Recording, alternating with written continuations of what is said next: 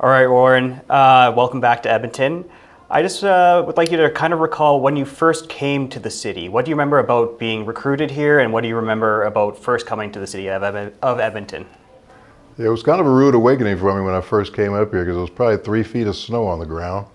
I got a chance to see Commonwealth Stadium, which was kind of under construction still. They were getting ready for the Commonwealth Games, so I saw Clark Stadium where we were going to play our first 3 or 4 games in our preseason games, and then I saw what the stadium was going to look like for the future. So if it would have been Clark Stadium, I probably would have got right back on the plane and went back home. But Commonwealth Stadium was really a fine place to play, and we created a great atmosphere there because we won a lot. Yeah, you guys did win a lot, 5 in a row. What made those teams so special? I mean, you played a lot of football over your career, but that was 5 championships in a row, and no team can ever mention that. Yeah, it was a special time, and you don't even realize that until you're done and away from the game. But those teams had great chemistry. We had great veteran leadership. We had a great coach that knew how to push all the right buttons. He knew how to take care of all the different personalities that we had. And then we had, great personnel people who really knew how to find the best Canadian talent, which I thought was most important, to find the best Canadian players to go along with your U.S. players, because we had some very, very talented Canadian players on our team. And I think that was the difference that we kind of made against all the other teams that we played in the league. If you looked at our Canadian talent, it was much better than the other teams around the league. I was talking to Dave Cutler, and he was also very complimentary of Hugh Campbell and his ability to get everybody to mesh and work as a unit. What was so special about him? And I guess he was obviously a very big reason for you to go down to the NFL in Houston.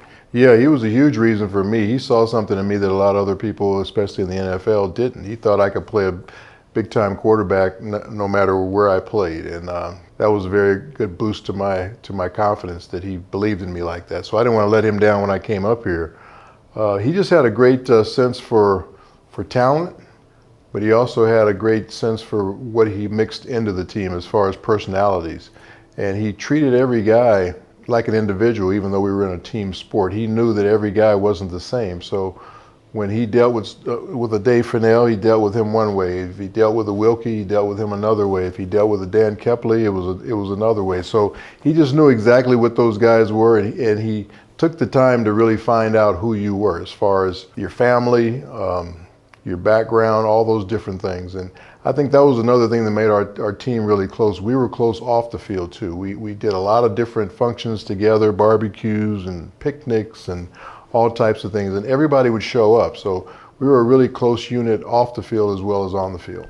You mentioned Tom Wilkinson. As somebody who did not get to grow up around watching him, he's such an interesting QB for me because you see him, he doesn't look like your prototype QB, but everybody reveres him in such a high regard as leadership and who he was as a person. Maybe talk a little bit about Tom Wilkinson. He's somebody that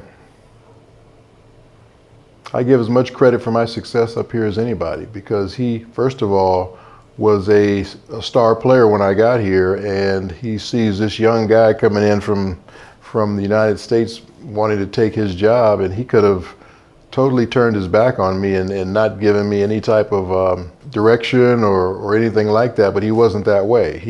He was very open to me. He really taught me the game. He taught me the different style of game up here in Canada. He taught me how to study. We talked a lot about personnel because he knew all the personnel from the different teams that we were playing. So he was a tremendous help to me. And like you said, he had a different type of style than most other quarterbacks did. But I thought that's what made us so special. Is I had one style and he had another, and every team that played us had to prepare for both of our styles. And within 3 or 4 days that you had to get ready for a game, you really didn't have enough time to prepare for both of us. So we were very effective because of that. You obviously went on to have a legendary career, first and only player to be in both the Canadian Football and the NFL Hall of Fame, but it all started here in the Canadian Football League. What does the league mean to you as somebody who's been able to look on it for now 34 years? Yeah, I'll always be indebted to this league and this country for giving me the chance to play quarterback, where my own country didn't think I could do it. If I didn't have the chance to play quarterback up here and the opportunity, I probably would have gave up the game because I didn't think I could make it at another position. I wasn't, super fast or super athletic. I was an athletic enough guy to play quarterback, but not athletic enough to play a wide receiver or defensive back, something that most teams wanted me to play. So Canada gave me that chance to play quarterback, and I made the most of it, and had a great run while I was up here, and was able to go back down and play in my own country and have a great run there as well. You kind of mentioned how tight-knit everybody was, and it was off the field as well. Do you have any off-the-field stories you'd want to share? No. I'm just going to say we had some really, really good times together, and you saw a lot of grown men acting like little kids a lot of times, so we'll just leave it at that.